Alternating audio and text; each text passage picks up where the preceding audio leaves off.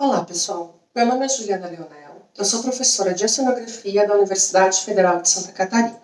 A minha principal linha de pesquisa é a poluição marinha. O objetivo deste e dos próximos vídeos é apresentar alguns conceitos iniciais sobre a poluição por plásticos. Quando pensamos em plásticos, alguns termos vêm à nossa mente, como maleabilidade, durabilidade, leveza ou baixa densidade e baixo preço. Mas o que realmente é o plástico?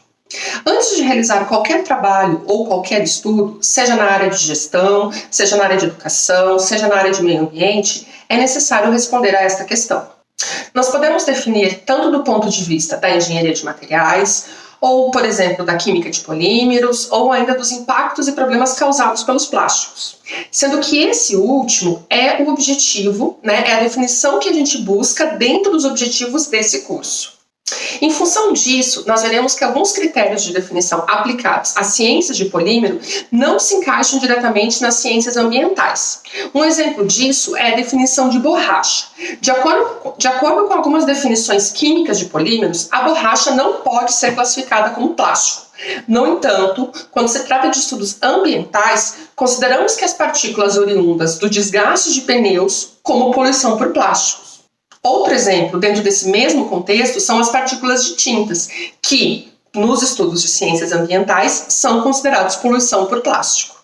Agora vamos falar de algumas definições. Vamos começar com a ISO 472 de 2013. Ela diz que plástico é um material em que o ingrediente principal é um polímero de alto peso molecular que pode, em algum momento do seu processo de produção, ser moldado por sopro. Vamos dar duas pausas agora. Uma para entender o que é polímero e outra que significa ser moldado por sopro. Polímeros são macromoléculas originadas a partir da união de várias unidades de moléculas menores, que nós chamamos de monômeros. Mas o que isso significa na prática? Vamos ver dois exemplos para entender isso um pouco melhor. Vamos começar falando do polietileno. O polietileno é um plástico que é muito utilizado no nosso dia a dia e a gente encontra diversos produtos na nossa casa que são feitos de polietileno, como sacolas, potes, mangueiras, embalagens e uma série de outros produtos.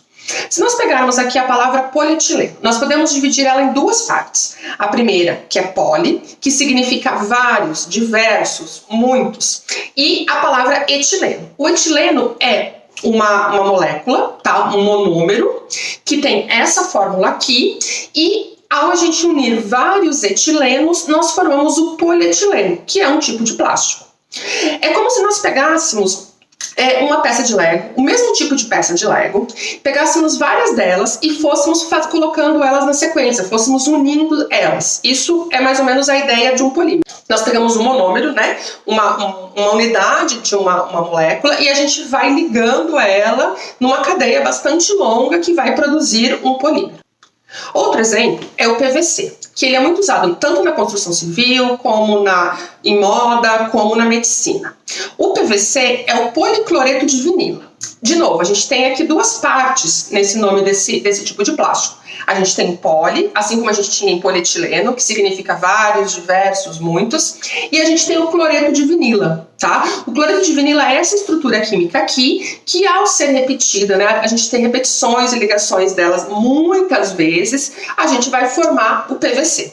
Agora vamos falar do moldado por sopro, tá? De forma simplificada, moldado por sopro é uma forma de produzir objetos plásticos. De acordo com essa definição da ISO, só pode ser plástico se for moldado em algum momento por sopro. Isso faz com que essa definição exclua diversos materiais, por exemplo, a borracha e o silicone. Também essa definição ela vai excluir plásticos que têm uma alta quantidade de aditivos de baixo peso molecular, já que ela fala que deve ser polímeros de alto peso molecular.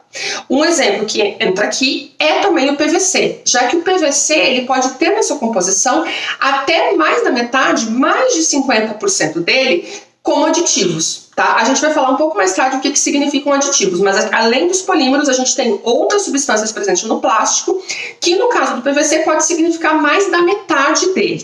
É importante ressaltar aqui que essa definição da ISO 472, ela tem muito mais uma raiz, uma origem na indústria do que nas ciências.